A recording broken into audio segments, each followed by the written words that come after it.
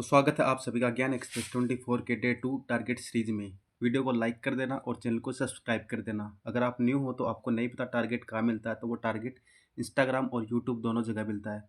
इस पीडीएफ को बनाने के लिए मुझे 6 से ज़्यादा घंटे लग गए, क्योंकि 2 बार बनाने के बाद ये डिलीट हो गई। तो प्लीज़ इसको लाइक ज़रूर कर देना मेरी मेहनत के लिए। तो चलिए शुरू करते हैं। इसमें टोटल 114 क्वेश्चन है।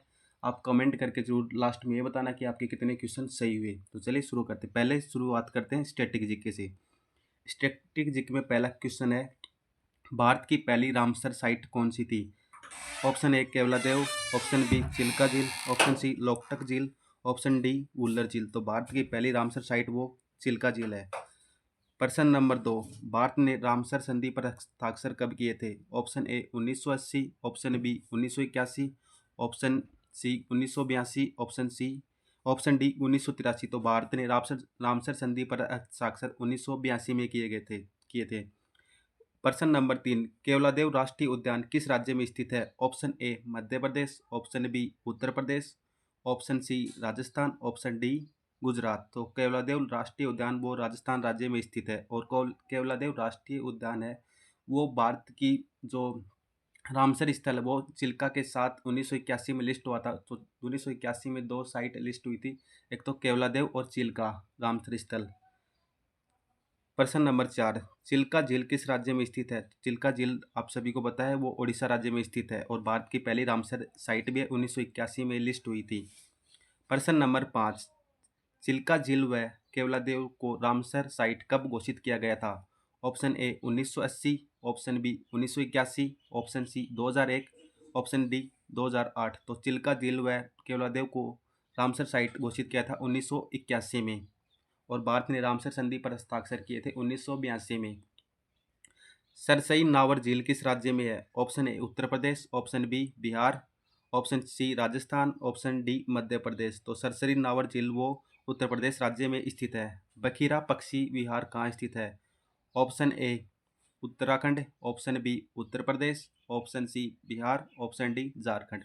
तो बखीरा पक्षी विहार कहाँ स्थित है? वो उत्तर प्रदेश राज्य में स्थित है। प्रश्न नंबर 8, सांबर झील किस राज्य में स्थित है? Option A Punjab, option B Haryana, option C Rajasthan, option D Gujarat. तो सांबर झील वो राजस्थान राज्य में स्थित है। प्रश्न नंबर 9, सुल्तानपुर झील कहाँ है? तो सुल्तानपुर झील कहाँ है? Option A Uttar Pradesh, option B Haryana, option C Madhya Pradesh, option D Rajasthan. तो सुल्तानपुर झील हरियाणा में स्थित है। प्रश्न नंबर 10, भारत में वर्ष 2025 तक रामसर साइट्स कितनी है? तो भारत में 2025 तक रामसर साइट वो option A 42, option B 49, option C 64, option D 89। तो भारत में 2025 में फरवरी में रामसर साइट की संख्या 89 मतलब 89 हो चुकी हैं। 11वां, भितरकणिका वेटलैंड किस राज्य में स्थित है? तो भितरकणिका वेटलैंड है वो ओडिशा राज्य में स्थित है। प्रश्न नंबर 12, वुल्लर झील किस राज्य या केंद्र शासित प्रदेश में स्थित है? Option A Punjab, option B Ladakh, option C Jammu Kashmir, option D Himachal Pradesh. तो वुल्लर झील वो जम्मू कश्मीर राज्य में स्थित है। लोकटक झील कहाँ स्थित है? Option A Assam, option B Manipur, option C Tripura, option D Meghalaya. तो लोकटक झील जो मणिपुर राज्य में स्थित है। प्रश्न नंबर 14, कोल्ले वेटलैंड किस राज्य में स्थित है? Option A Kerala, option B Tamil Nadu, option C Karnataka, option D Andhra Pradesh. तो कोल्ले वेटलैंड वो केरल राज्य में स्थित है। प्रश्न नंबर 15, वेमनाड झील किस राज्य में स्थित है? Option A Kerala, option B Tamil Nadu, option C Karnataka, option D Andhra Pradesh. तो भारत की सबसे लंबी झील वेमनाड झील 96.3 किलोमीटर केरल राज्य में स्थित है। प्रश्न नंबर 16, अष्टमुडी झील कहाँ स्थित है? अष्टमुडी झील option A Kerala, option B Karnataka, option C Tamil Nadu, option D Goa. तो अष्टमुडी झील वो केरल राज्य में स्थित है। प्रश्न नंबर 17, सुंदरवन वेटलैंड किस राज्य में स्थित है? और सुंदरवन वेटलैंड वो भारत का सबसे बड़ा भी वेटलैंड है। Option A Odisha, option B Paschim Bengal, option C Bihar, option D Assam. तो सुंदरवन वेटलैंड पश्चिम बंगाल राज्य में स्थित है। पूर्वी कलकत्ता वेटलैंड किस राज्य में स्थित है? मतलब पूर्वी कलकत्ता वेटलैंड वो सभी को पता है पश्चिम बंगाल में हो जाएगा। प्रश्न नंबर 19, नंदूर मदम महेश्वर वेटलैंड किस राज्य में स्थित है? Option A Maharashtra, option B Madhya Pradesh, option C Rajasthan, option D Gujarat. तो नंदूर मदम महेश्वर वेटलैंड वो महाराष्ट्र राज्य में स्थित है। प्रश्न नंबर 20, पोंग डैम झील किस राज्य में स्थित है? Option A Uttarakhand, option B Himachal Pradesh, option C Punjab, option D Jammu Kashmir. तो पोंग डैम झील वो हिमाचल प्रदेश राज्य में स्थित है। होक्सर या होकरा वेटलैंड कहाँ स्थित है? Option A Jammu Kashmir, option B Himachal Pradesh, option C Ladakh, option D Punjab. तो होकरा या होक्सर वेटलैंड वो जम्मू कश्मीर राज्य में स्थित है। प्रश्न नंबर 22, सुर इंसार या सुरिसर मानसर वेटलैंड जिले कहाँ स्थित है? सुर इंसार या सुरिसर मानसर जिले कहाँ स्थित है? वो Punjab, option B Ladakh, option C Jammu Kashmir, option D Uttarakhand. तो सुर इंसार या सुरिसर मानसर जिले वो जम्मू कश्मीर राज्य में स्थित हैं। प्रश्न नंबर 23, हाइगम वेटलैंड किस राज्य या ऊटी में स्थित है? Option A Jammu Kashmir, option B Ladakh, option C Punjab, option D Assam. तो हाइगम वेटलैंड वो यूटी में है, जम्मू कश्मीर में स्थित है। सालबुग वेटलैंड या सेलबग वेटलैंड कहाँ स्थित है? Option A Jammu Kashmir, option B Ladakh, option C Himachal Pradesh, option D Uttarakhand. तो सालबेग वेटलैंड वो भी जम्मू कश्मीर में स्थित हैं। प्रश्न नंबर 25, केवलादेव राष्ट्रीय उद्यान की पहचान किस रूप में है? पहला पक्षी विहार, बी बाघ अभयारण्य, option C tiger reserve, option D झील। तो केवलादेव वो उसको बोलते हैं पक्षी विहार राष्ट्रीय उद्यान। ये 1981 में लिस्ट हुआ था रामसर स्थल में। रामसर संधि का मुख्य उद्देश्य क्या है? जंगलों का संरक्षण नहीं है, झीलों की सफाई भी नहीं है, आर्द्र भूमियों का संरक्षण यही है। ऑप्शन सी राइट हो जाएगा। रामसर संधि का मुख्य उद्देश्य आर्द्र भूमियों का संरक्षण है। प्रश्न नंबर 27, रामसर कन्वेंशन की शुरुआत कहाँ हुई थी? ऑप्शन ए पेरिस गलत, ऑप्शन बी लंदन गलत, ऑप्शन सी रामसर या ईरान। ये सही हो जाएगा। प्रश्न नंबर 28, रामसर कन्वेंशन किस वर्ष आरंभ हुआ था? 1971, 1972, 1975, 1980। तो रामसर कन्वेंशन स्टार्ट हुआ था 1971 में। चिल्का झील में कौन सा प्रमुख द्वीप है?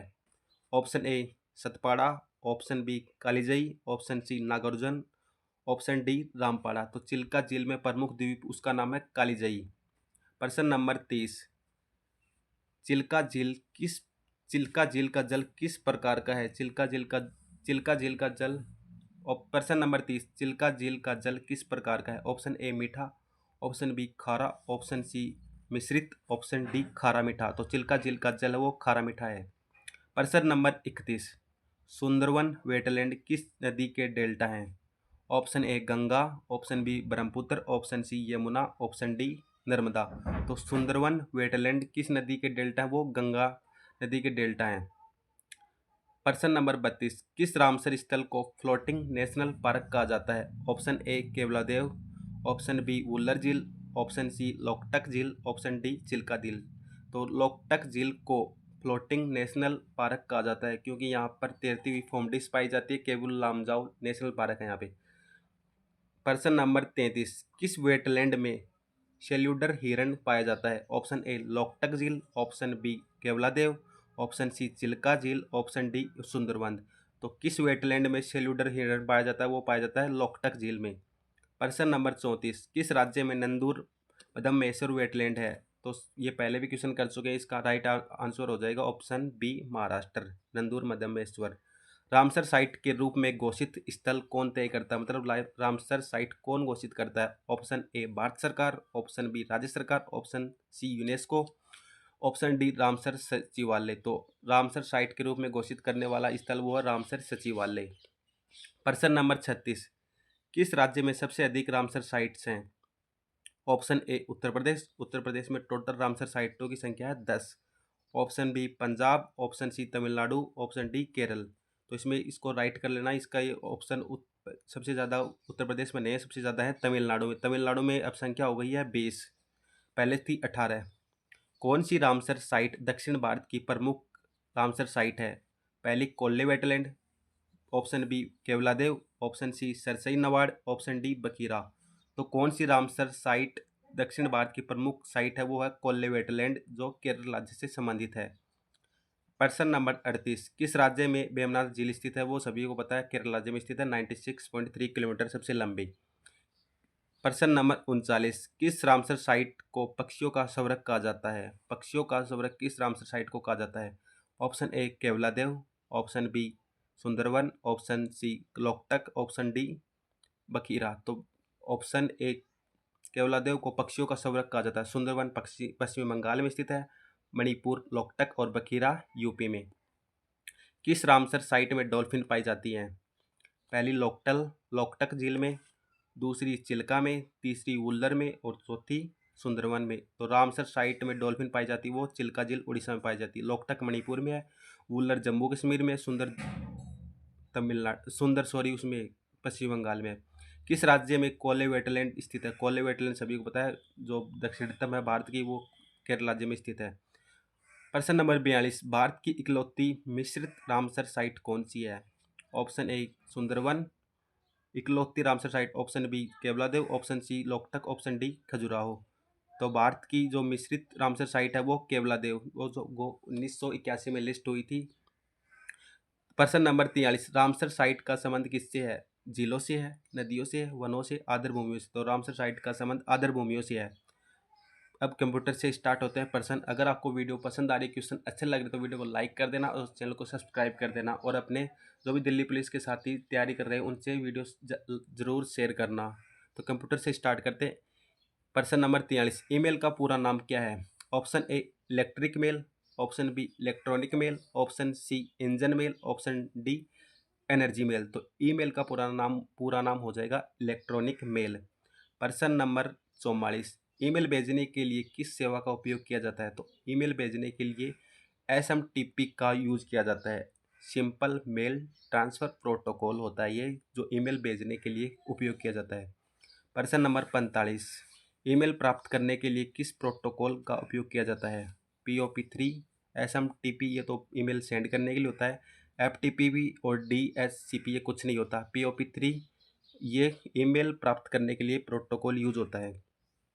ईमेल में CC का अर्थ क्या होता है? Option A carbon copy, option B central copy, option C clear copy, option D copy code.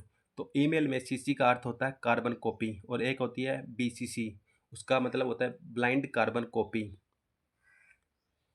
प्रश्न नंबर 47, ईमेल में BCC का अर्थ क्या है? Blind copy, basic carbon copy, blind carbon copy. तो ऑप्शन सी राइट हो जाएगा, ब्लाइंड कार्बन कॉपी। प्रश्न नंबर 48, ईमेल का पहला प्रयोग किसने किया था? Option A Bill Gates, option B Tim Berners Lee, option C Ray Tomlinson और डी स्टीव जॉब्स। तो ईमेल का पहला प्रयोग किया था रे टॉमलिंसन ने 1971 में। ईमेल भेजते समय मुख्य भाग कौन कौन से होते हैं? To from body, option B header body footer, option C subject, CC attachment. तो सभी होते हैं ईमेल भेजने के समय मुख्य भाग। प्रश्न नंबर 50, ईमेल का सब्जेक्ट भाग किसके लिए होता है? संदेश लिखने के लिए, फाइल जोड़ने के लिए, विषय बताने के लिए। तो आप सभी को पता है सब्जेक्ट, जब हम प्रार्थना पत्र लिखते थे स्कूल में तो सब्जेक्ट का मतलब होता है विषय बताने के लिए। प्रश्न नंबर 51, ईमेल में एक ही समय में कितने लोगों को मेल भेज सकते हैं? ऑप्शन ए एक, ऑप्शन बी दो, ऑप्शन सी अनेक, ऑप्शन डी अनेक। तो ईमेल में एक ही समय में अनेक लोगों को मेल भेज सकते हैं। ईमेल को स्पैम मेल किसे कहते हैं? महत्वपूर्ण मेल, व्यावसायिक मेल, अनचाहा मेल और व्यक्तिगत। स्पैम वो होते हैं अनचाहे मेल होते हैं। प्रश्न नंबर 53, ईमेल एड्रेस में @ का कार्य क्या होता है?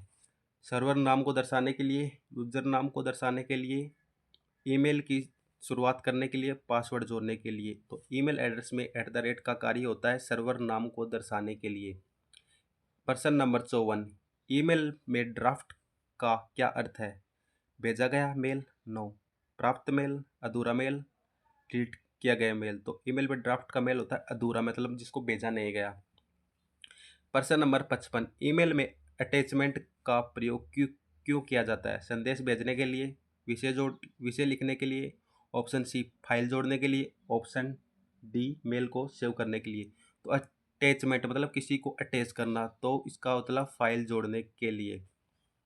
प्रश्न नंबर 56, जीमेल किस कंपनी की सेवा option A Yahoo, Microsoft, Google, Amazon. तो जीमेल है वो गूगल की सेवा है। प्रश्न नंबर 57, ईमेल में इनबॉक्स का क्या होता है? इनबॉक्स क्या होता है? ईमेल में भेजे गए मेल का स्थान, गलत। प्राप्त मेल का स्थान, राइट। तो ईमेल में जो इनबॉक्स होता है उसमें सभी मेल आते हमें प्राप्त होते हैं। प्रश्न नंबर 58, ईमेल भेजने के लिए ज़रूरी क्या है? Mobile number, no. ईमेल भेजने के लिए चाहिए हमें ईमेल आईडी अगले की। प्रश्न नंबर राइट ऑप्शन सी हो जाएगा। ईमेल भेजने के लिए हमें ईमेल आईडी की ज़रूरत होती है और ईमेल आईडी में अधिकतम मैक्सिमम 320 अक्षर का यूज कर सकते हैं। ईमेल आईडी में डोमेन नेम का क्या काम होता है? यूजर नेम बताना, सर्वर को पहचानना और पासवर्ड सेट करना। ऑप्शन डी फाइल भेजना। तो सर्वर की पहचान वो डोमेन नेम से होती है। ईमेल में आउटबॉक्स का क्या अर्थ है? आउटबॉक्स प्राप्त संदेश, भेजे गए संदेश, भेजने की प्रतीक्षा में संदेश, हटाए गए संदेश। तो आउटबॉक्स भेजने की प्रतीक्षा में संदेश होते हैं। प्रश्न नंबर 61, स्पैम मेल से बचने के लिए क्या करना चाहिए? सभी मेल खोलना, लिंक पर तुरंत क्लिक करना, अज्ञात मेल को नज़रअंदाज करना, स्पैम को फॉरवर्ड करना। स्पैम मेल से बचने के लिए अज्ञात मेल को नज़रअंदाज किया जाता है। प्रश्न नंबर 62, ईमेल एड्रेस का सही उदाहरण क्या है? myemail.gmail.com, myemail@gmail, myemail@.com, myemail@gmail.com। तो राइट ऑप्शन सही हो जाएगा डी, myemail@gmail.com। ये ईमेल एड्रेस का सही उदाहरण है। ईमेल भेजने के लिए किस सॉफ्टवेयर का उपयोग किया जाता है? ऑप्शन ए पावर पॉइंट, गलत। Option B Gmail. तो ईमेल भेजने के लिए हमें जीमेल सॉफ्टवेयर का उपयोग किया जाता है। प्रश्न नंबर 64, ईमेल का उपयोग मुख्यतः किसके लिए किया जाता है? ऑप्शन ए ऑनलाइन गेम खेलने के लिए, नो। ऑप्शन बी पैसे ट्रांसफर करने के लिए, ऑप्शन सी संदेश भेजने के लिए। तो ईमेल का उपयोग हमें सभी को पता है, ईमेल का उपयोग संदेश भेजने के लिए किया जाता है। मूवी तो हम यूट्यूब पर भी देख सकते हैं। बीसीसी और सीसीसी में मुख्य अंतर क्या है? बीसीसी में रिसीवर को दिखता है, सीसीसी में रिसीवर नहीं, सीसी में रिसीवर नहीं दिखता, बीसीसी में रिसीवर को पता नहीं चलता। कोई अंतर नहीं है। तो बीसीसी और सीसी में अंतर एक ही है, बीसीसी में रिसीवर को पता नहीं चलता क्योंकि ये ब्लाइंड कार्बन कॉपी होती है। प्रश्न नंबर 66, ईमेल पासवर्ड को सुरक्षित रखने के लिए क्या करें? सरल पासवर्ड रखें, नो।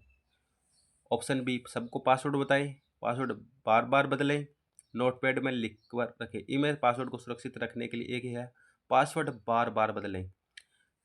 प्रश्न नंबर 67, स्पैम मेल्स को रोकने के लिए उपयोग किया जाने वाला फिल्टर क्या है? Virus filter, option B spam filter, option D data filter, option D email filter. तो स्पैम मेल्स को रोकने के लिए वो होता है स्पैम फिल्टर। प्रश्न नंबर 68, ईमेल फॉरवर्ड करने का क्या लाभ है? ईमेल फॉरवर्ड करने का क्या लाभ है? ऑप्शन ए मेल को एडिट करना, ऑप्शन बी मेल को कॉपी करना, ऑप्शन सी मेल को किसी और को भेजना, ऑप्शन बी मेल को पढ़ना। तो ईमेल फॉरवर्ड करने का लाभ है मेल को किसी और को भेजना। और ईमेल फॉरवर्ड करते समय हम कुछ इसमें जोड़ भी सकते हैं, कुछ इसमें घटा भी सकते हैं। प्रश्न नंबर 69, पीओपी और आईएमएपी का कार्य क्या है? मेल भेजना, मेल सेव करना, मेल प्राप्त करना और मेल डिलीट करना। पीओपी और आईएमएपी का कार्य होता है मेल प्राप्त करना। याहू मेल किसका उदाहरण है? वेब ब्राउज़र, ईमेल सेवा, एंटीवायरस और सर्च इंजन। तो याहू मेल किसका उदाहरण है? वो ईमेल सेवा है। मेल आ जाए वहाँ पे ईमेल सेवा ही होती है। प्रश्न नंबर 71, ईमेल में लिंक पर क्लिक करते समय किस बात का ध्यान रखना चाहिए? ईमेल में लिंक पर क्लिक करते समय किस बात का ध्यान रखना चाहिए? ऑप्शन ए वेबसाइट का रंग, लिंक का आरक्षण, लिंक की सुरक्षा और स्रोत, लिंक का फॉर्मेट। तो लिंक की सुरक्षा और स्रोत को ध्यान में रखते हुए लिंक पर क्लिक करना चाहिए। प्रश्न नंबर 72, ईमेल के जरिए क्या क्या भेज सकते हैं? ईमेल के जरिए option A text, option B image, option C document, option D उपरोक्त सभी। तो ईमेल के जरिए हम सब कुछ भेज सकते हैं, टेक्स्ट, इमेज। प्रश्न नंबर 73, ईमेल का आविष्कार किस वर्ष में हुआ? तो ईमेल का आविष्कार हुआ था 1971 में हुआ था और ईमेल फॉर्मेट बना था 1970 में। प्रश्न नंबर 74, ईमेल बॉडी क्या होती है?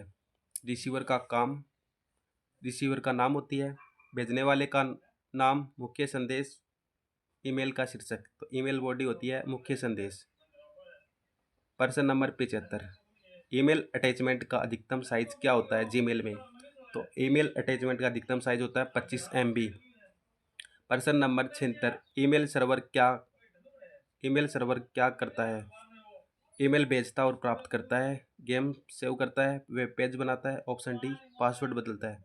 तो ईमेल सर्वर क्या करता है? ईमेल भेजता है और प्राप्त करता है। प्रश्न नंबर 77, ईमेल भेजने के लिए सबसे पहले क्या आवश्यक है? नेटवर्क। तो सबसे पहले हमें, अगर हमारे फ़ोन में नेटवर्क ही नहीं होगा तो हम किसको मेल भेजेंगे? तो ईमेल भेजने के लिए सबसे पहले आवश्यक है नेटवर्क। प्रश्न नंबर 78, ईमेल एड्रेस में स्पेस हो सकता है? ऑप्शन ए हाँ, ऑप्शन बी नहीं, ऑप्शन सी कभी कभी, ऑप्शन डी केवल शुरुआत में। तो ईमेल एड्रेस में कभी भी स्पेस नहीं होता। प्रश्न नंबर 79, ईमेल के माध्यम से किन सेवाओं का उपयोग किया जा सकता है? Google Drive, option B calendar, option C Meet, option D उपरोक्त सभी। तो ईमेल के माध्यम से किन सेवाओं का उपयोग किया जा सकता है? गूगल ड्राइव, कैलेंडर, मीट और उपरोक्त सभी। प्रश्न नंबर 80, ईमेल यूजर नेम क्या होता है? Email user name at the rate के बाद का भाग वो डोमेन होता है। एट द रेट से पहले का भाग यूजर नेम होता है। Option C password, option D password case sensitive होता है और ईमेल का जो यूजर नेम होता है वो केस सेंसिटिव नहीं होता। तो ईमेल यूजर नेम क्या होता है? वो एट द रेट से पहले का भाग होता है। प्रश्न नंबर 81, ईमेल में रिसीवर कौन करता है? ईमेल में रिसीवर कौन होता है? जो मेल भेजता है, ऑप्शन बी जो मेल प्राप्त करता है, option C server, option D delivery system. तो ईमेल में रिसीवर कौन करता है? ईमेल में रिसीवर कौन होता है? जो मेल प्राप्त करता है। प्रश्न नंबर 82, अगर आप गलती से मेल किसी और को भेज दें तो क्या करना चाहिए? उसे डिलीट कर दें? नहीं, वो चला गया, वो डिलीट नहीं होगा। बी माफ़ी मांगते हुए दूसरा मेल भेजें। ऑप्शन सी कुछ न करें, कंप्यूटर बंद कर दें। तो आप क्या करें? माफ़ी मांगते हुए दूसरा मेल भेज सकते हैं। अभी ज्योग्राफी से स्टार्ट होते हैं, तो वीडियो को लाइक कर देना और चैनल को सब्सक्राइब जरूर कर देना। प्रश्न नंबर 83, कर्क रेखा भारत के कितने राज्यों से होकर गुजरती है? Option A 6, option B 7, option D 8, option D 9। तो कर्क रेखा भारत के 8 राज्यों से होकर गुजरती है, जिसकी एक ट्रिक भी है, वायरल मित्र पर गमछा झार। प्रश्न 84, निम्नलिखित में से कौन सा राज्य कर्क रेखा से होकर नहीं गुजरता? ऑप्शन ए राजस्थान से गुजरती है कर्क रेखा, ऑप्शन बी उत्तर प्रदेश, मध्य प्रदेश से भी गुजरती है और गुजरात से भी गुजरती है। तो कर्क रेखा से होकर नहीं गुजरता वो राज्य है उत्तर प्रदेश। प्रश्न नंबर 85, भारत में कर्क रेखा और IST स्टैंडर्ड टाइम, भारत में कर्क रेखा और IST रेखा 82.5 डिग्री किस राज्य में मिलती है? Option A Jharkhand, option B Chhattisgarh, option C Madhya Pradesh, option D Orissa. तो भारत में कर्क रेखा और मानक समय रेखा वो छत्तीसगढ़ में मिलती हैं। प्रश्न नंबर 86, निम्नलिखित में से कौन सा राज्य कर्क रेखा से 2 बार कटता है? Option A Tripura, option B Jharkhand, option C Assam, option D Mizoram. तो ऐसा कौन सा राज्य जो कर्क रेखा से 2 बार कटता है? वो है त्रिपुरा। प्रश्न नंबर 87, भारत में कर्क रेखा सबसे पहले किस राज्य में प्रवेश करती है? Gujarat, option B Rajasthan, option C Madhya Pradesh, option C Paschim Bangal. तो भारत में सबसे पहले कर्क रेखा वो गुजरात राज्य में प्रवेश करती है। और कर्क रेखा वो सबसे जो पास राजधानी वो रांची है और सबसे दूर राजधानी राजस्थान की राजधानी जयपुर है। कर्क रेखा की स्थिति क्या है? 0 डिग्री, 23.5 डिग्री, 86.5 डिग्री, 90 डिग्री। तो कर्क रेखा की स्थिति है 23.5 डिग्री उत्तर। प्रश्न नंबर 88, कर्क रेखा निम्न में से किस राज्य से होकर नहीं गुजरती है? Option A Odisha, option B Madhya Pradesh, option C Jharkhand, option D Mizoram. तो कर्क रेखा ओडिशा राज्य से होकर नहीं गुजरती है, मध्य प्रदेश से गुजरती है। मध्य प्रदेश की राजधानी से गुजरती है भोपाल से। झारखंड से गुजरती है और झारखंड की राजधानी सबसे पास होती है कर्क रेखा से, मिजोरम से भी गुजरती है। कर्क रेखा किस महाद्वीप से होकर नहीं गुजरती है? ओ प्रश्न A Asia, option B Africa, option C Europe, option D उत्तरी अमेरिका। तो कर्क रेखा वो है यूरोप महाद्वीप से होकर नहीं गुजरती है। भारत में कर्क रेखा कितने किलोमीटर लंबाई में फैली है? Option A 1600 kilometre, option B लगभग 2300 kilometre, option C 2500 kilometre, option D 3000 kilometre. तो भारत में कर्क रेखा लगभग 2300 किलोमीटर में फैली है। प्रश्न नंबर 91, भारत की सबसे लंबी अंतर्राष्ट्रीय सीमा किस देश के साथ है? Option A Pakistan, option B Bangladesh, option B Nepal, option C Bangladesh, option D चीन। तो भारत की सबसे लंबी अंतर्राष्ट्रीय सीमा वो बांग्लादेश के साथ स्थित है। और भारत और ये इसके साथ बनाता है 4096.67 किलोमीटर। भारत और पाकिस्तान के बीच सीमा को क्या कहता है? तो भारत और पाकिस्तान के बीच सीमा को कहते हैं, सीमा इधर नहीं, भारत और पाकिस्तान के बीच सीमा को क्या कहा जाता है, मतलब भारत और पाकिस्तान की सीमा क्या? Radcliffe, option B McMahon, option C Durand रेखा, option D line of control. तो भारत और पाकिस्तान के बीच सीमा रेखा को कहा जाता है, वो कहा जाता है रेड क्लिफ। और भारत और चीन के मध्य मैकमोहन। भारत की सबसे छोटी सीमा किस देश से लगती है? तो आप सभी ऑप्शन ए नेपाल, नेपाल से लगती है 1751।